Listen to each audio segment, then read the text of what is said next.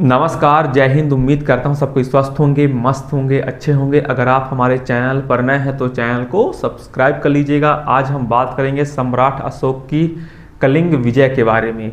आप लोग तो जानते हैं सम्राट अशोक को 273 ईसा पूर्व में उनको सिंहासन मिलता है, लेकिन उनका जो राज्याभिषेक होता है 269 ईसा पूर्व में होता है।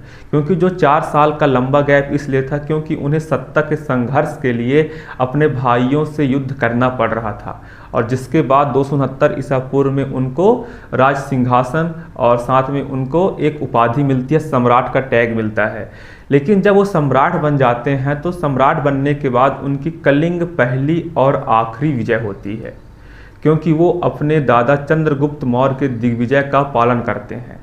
आप लोग जानते हैं वह कलिंग जिसे महापद्मानंद ने मगध राज्य में मिला लिया था, और चंद्रगुप्त मौर्य तक जो कलिंग था वह मगध में ही शामिल था। लेकिन बिंदुसार के शासनकाल में संभवतः कलिंग अपने को स्वतंत्रता घोषित कर ली। ये बात सम्राट अशोक के लिए असहनीय थी और उन्हें लगा कि हमें कलिंग विजय करनी चाहिए, और इसके पीछे आर्थिक रूप से कई चीज़ें सामने आती है। पहला जो मेन फैक्ट ये है दोस्तों, अगर हम इस पे बात करें कलिंग विजय की, जो मेन फैक्ट है कलिंग पर आक्रमण करने के कारणों पर समीक्षा करने से यह प्रतीत होता है कि यह बंगाल की खाड़ी, जो कलिंग है यह बंगाल की खाड़ी में जो वैतरणी और लांगुली नदियों के मध्य और महानदी गोदावरी घाटी का क्षेत्र था, और व्यापारिक दृष्टिकोण से काफ़ी ज़्यादा महत्वपूर्ण भी था।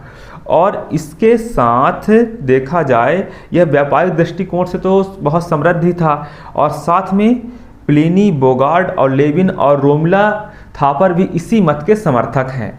लेकिन अगर हम बात करें जो कौटिल्य का अर्थशास्त्र है, कौटिल्य के अर्थशास्त्र में इसमें यह विवरण मिलता है कि कलिंग सूती वस्त्रों और हाथियों के लिए प्रसिद्ध था। जो कौटिल्य का अर्थशास्त्र बताता है कि जो कलिंग था वह सूती वस्त्रों और हाथियों के लिए काफ़ी ज़्यादा फेमस था। और इसके बाद तिब्बती इतिहासकार तारानाथ के अनुसार समुद्री लुटेरे नगांव से मणिमुक्ताओं को वापस लाने के लिए आक्रमण किया गया। और साथ में यह जो सम्राट अशोक का आक्रमण था वह 261 ईसा पूर्व में हुआ था। आप लोग तो इसे जानते ही हैं, क्योंकि जब 8 वर्ष बाद जब अशोक 261 ईसा पूर्व में कलिंग राज पर आक्रमण किया तो उस समय जाहिर सी बात थी कलिंग की राजधानी तोसली थी। क्या थी? तोसली थी। आप लोग इसे नोट कर सकते हैं, बाकी आप लोग पहले से जानते हैं। इसके बाद दुर्भाग्यवश किसी भी साक्ष्य से हमें देखा जाए तो उस समय हमें किसी भी साक्ष्य से वहाँ के शासक की जानकारी नहीं मिलती है। कई सारे नाम तो हैं, लेकिन इसके जो पुख्ता सबूत है वह इसे इतिहास स्वीकार नहीं करता है। और भी ज़्यादा जो कहानियाँ उसे तो पेश कर दिया जाता है, लेकिन इतिहास में साक्ष्य नहीं मिलते हैं। और इसके पीछे देखा जाए अशोक ने अपने 4 दशकों के शासनकाल में केवल एक युद्ध में विजय पाई, वो थी कलिंग विजय। कलिंग विजय में यह एक रक्त रंजित युद्ध था। रक्त रंजित युद्ध तो था ही, जिसमें 1 लाख लोगों की हत्या कर दी गई। आप लोग सोच सकते हैं 1 लाख लोगों की हत्या कर दी गई, और करीबन 1.5 लाख लोगों को निर्वासित कर दिया गया, वहाँ से पलायन कर दिया गया। इसके बाद सम्राट अशोक को गहरी पश्चाताप हुआ। उन्होंने जब देखा लाखों लोगों की जान देखी तो उन्हें बहुत पश्चाताप हुआ, और वो सोचे मैंने ये क्या कर दिया, मेरे हाथों से यह क्या हो गया। इसके बाद आप लोग तो जानते हैं कि सम्राट अशोक धम्म परिवर्तन स्वीकार करते हैं, धम्म की नीति का पालन करते हैं।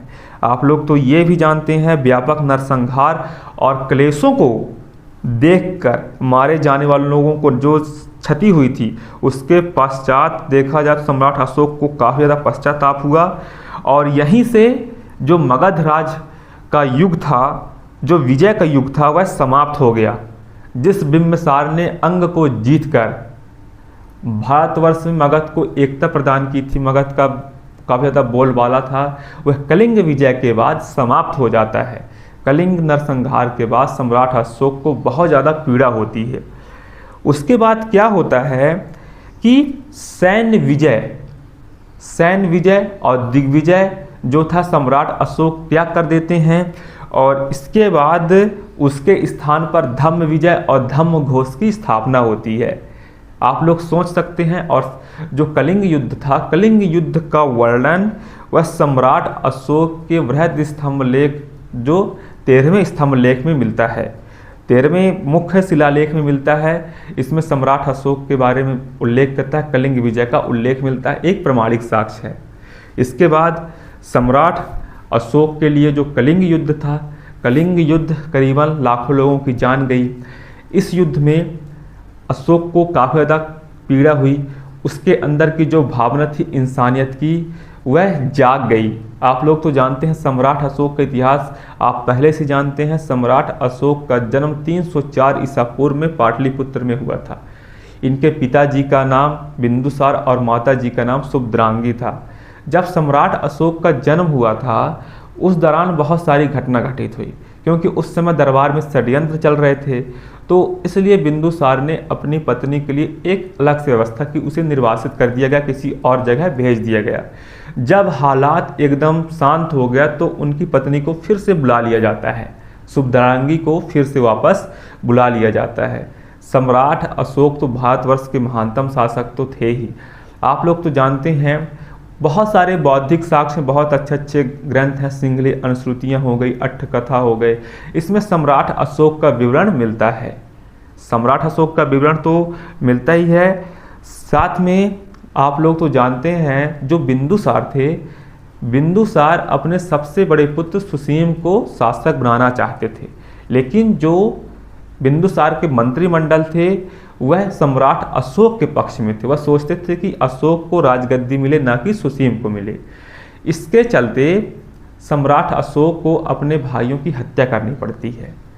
बहुत सारे ग्रंथ बोलते हैं कि सम्राट अशोक जो हैं वह अपने 99 भाइयों को मारकर शासक बना था, लेकिन तारानाथ जो तिब्बती इतिहासकार है उनके अकॉर्डिंग देखा जाए तो सम्राट अशोक अपने 6 भाइयों की हत्या करके शासक बना था।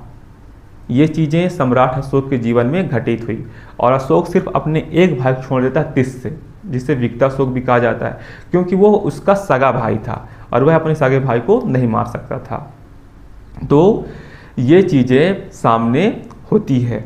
तो आप लोग सोच सकते हैं सम्राट अशोक के जीवन में कई सारी घटनाएं घटित हुई, और कलिंग विजय उनके जीवन का सबसे बड़ा एक पाप भी माना जाता है, लेकिन उन्हें बाद में उन्हें पश्चाताप हुआ और उन्हें धम्म विजय और धम्म घोष का उल्लेख किया और दिग्विजय की नीति का पालन करना बंद कर दिए सम्राट अशोक।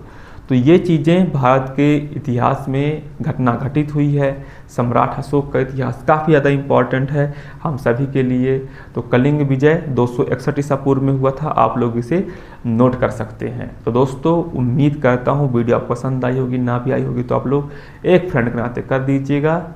आप अपना ध्यान रखें। तो 2025 में आप किसी भी एग्जाम की तैयारी कर रहे हो, आपको all the best, best of hard work, take care yourself. जय हिंद, जय भारत।